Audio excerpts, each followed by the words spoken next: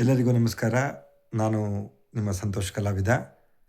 ಈ ದಿನದ ನನ್ನ ಸೆನ್ಸ್ ಮಾತು ಮೈ ಸೆನ್ಸ್ ಟಾಕ್ಗೆ ನಿಮ್ಮೆಲ್ಲರಿಗೂ ಸ್ವಾಗತ. ಇವತ್ತಿನ ವಿಚಾರ ಏನು ಅಂತ ಅಂದರೆ, ಬಿಗ್ ಬಾಸ್ ಮನೆಯಿಂದ ಹೊರಬಂದ ಮೇಲೆ ಅಶ್ವಿನಿ ಮೇಡಮ್ರವರು ಹೇಳ್ತಾ ಇದ್ದಾರೆ, ಗಿಲ್ಲಿ ಮತ್ತು ರಕ್ಷಿತಾರವರಿಗೆ ಸಿಕ್ಕಿರುವಂಥ ಮತಕ್ಕಿಂತ ನನಗೆ ಹೆಚ್ಚು ಮತಗಳು ಸಿಕ್ಕಿದೆ, ನನ್ನನ್ನು ಹೊರಗಡೆ ಇಟ್ಟರೆ ನಾನೇ ವಿನ್ನರ್ ಅಂತ. ಮೇಡಮ್, ನೀವು ಮತಗಳಿಂದ ಸೋತಿಲ್ಲ, ನಿಮ್ಮ ಮಾತಿನಿಂದ ಸೋತಿದ್ದೀರಾ. ನೀವು ನಿಜವಾಗಿಯೂ ಕೂಡ ಒಬ್ಬ ಮನೆಯಲ್ಲಿ ತಾಯಿಯ ರೀತಿಯಲ್ಲಿ ಇದ್ದಿದ್ರೆ ಕೂಡ ಮನೆಯವರ ಮನಸ್ಸನ್ನು ಕೂಡ ಗೆಲ್ತಾ ಇದ್ರಿ, ಮತ್ತು ಕರ್ನಾಟಕದ ಜನತೆಯ ಮನಸ್ಸನ್ನು ಕೂಡ ಗೆಲ್ತಾ ಇದ್ರಿ. ಆದರೆ ನೀವು ಮನೆಯೊಳಗಡೆ ಹೋದ ದಿನದಿಂದನೂ ಕೂಡ ನೀವು ಯಾವುದೋ ಒಬ್ಬ ನಾಯಕಿಯ ರೀತಿಯಲ್ಲಿ ಅಲ್ಲಿ ಜೀವಿಸಿದ್ದೀರ. ಅದನ್ನು ನೀವು ರಾಜಮಾತೆಯಾಗಿದ್ದಾಗಲೇ ಆ ಒಂದು ನಿಮ್ಮ ಒಂದು ಗುಣ ಸ್ವಭಾವವನ್ನು ಎಲ್ಲರಿಗೂ ತೋರಿಸ್ಕೊಟ್ಟಿದ್ದೀರಾ.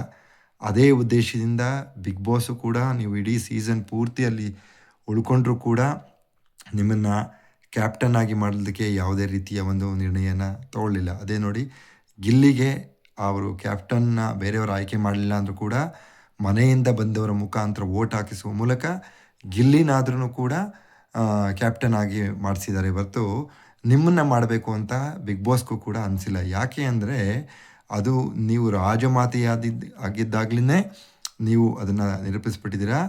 ನಿಮ್ಮ ಕೈಲಿ ಮನೆಯಲ್ಲಿ ಕೊಟ್ಬಿಟ್ರೆ ನೀವು ತುಂಬ ಒಂದು ಅಧಿಕಾರಶಾಹಿಯಾಗಿ ನಡ್ಕೊಂಡ್ಬಿಡ್ತೀರಾ ಅನ್ನೋ ಒಂದು ಭಯ ಮೇ ಬಿ ಬಿಗ್ ಬಾಸ್ ಅವ್ರಿಗೂ ಇರ್ಬೋದು. ನಿಮ್ಮದೇ ಒಂದು TN ಸೀತಾರಾಮ್ ಸರ್ ಅವರು ನಿರ್ದೇಶನ ಮಾಡಿರುವಂಥ ಧಾರಾವಾಹಿಯಲ್ಲಿ ನೀವು ಒಬ್ಬ ತಾಯಿಯ ಕ್ಯಾರೆಕ್ಟರ್ನ ಮಾಡಿದ್ದೀರಾ. ಆಗ ನಾನು ಅದನ್ನು ನೋಡಿದಾಗ ನಿಜವಾಗ್ಲೂ ಕೂಡ ಒಬ್ಬ ಗುಡ್ ಮದರ್ ಅಂತ ಅನಿಸಿತ್ತು. ಅಂಥದ್ದೇ ಒಂದು ಸ್ವಭಾವವನ್ನು ಇಟ್ಕೊಂಡು ನೀವು ಬಿಗ್ ಬಾಸ್ ಮನೆಯಲ್ಲಿ ಏನಾದ್ರು ಜೀವಿಸಿದರೆ, ಆ ವ್ಯಕ್ತಿತ್ವವನ್ನು ನೀವು ಉಳಿಸ್ಕೊಂಡಿದ್ದರೆ ಖಂಡಿತವಾಗಿಯೂ ಕೂಡ ಈ ಸೀಸನ್ನಲ್ಲಿ ನೀವು ಅಟ್ಲೀಸ್ಟ್ 2ನೇ ಸ್ಥಾನಕ್ಕಾರು ಬರ್ತಾಯಿದ್ರಿ. ಸೊ ನೀವು ನಿಮ್ಮದೇ ಆದಂತಹ ಒಂದು ಏನು ನಾನು ಅನ್ನುವ ಒಂದು ಮನಸ್ಥಿತಿಯಲ್ಲಿ ಆ ಮನೆಯಲ್ಲಿ ಜೀವನ ಜೀವಿಸಿದ್ರಿಂದ ನಿಮ್ಮ ವ್ಯಕ್ತಿತ್ವ ಜನರನ್ನು ತಲುಪಿಲ್ಲ. ಅದು ಬೇರೆ ಥರನೇ ಪೋಟ್ರಿಯಾಗಿ ನೀವು ಜನರ ಒಂದು ಕಣ್ಣಿನಿಂದ ತುಂಬ ದೂರ ಉಳ್ಕೊಂಡ್ರಿ. ಗಿಲ್ಲಿ ಮತ್ತು ರಕ್ಷಿತಾರವರು ಸ್ವಾಭಾವಿಕವಾಗಿ ಆ ಮನೆಯಲ್ಲಿ ಜೀವಿಸಿ ಎಲ್ಲರ ಜೊತೆಯೂ ಕೂಡ ಒಂದು ಉತ್ತಮವಾದ ಸಂಬಂಧ ಇಟ್ಕೊಂಡು ಅವರಿಬ್ಬರು ವಿನ್ನರ್ ಮತ್ತು ರನ್ನರ್ ಆಗಿದ್ದಾರೆ.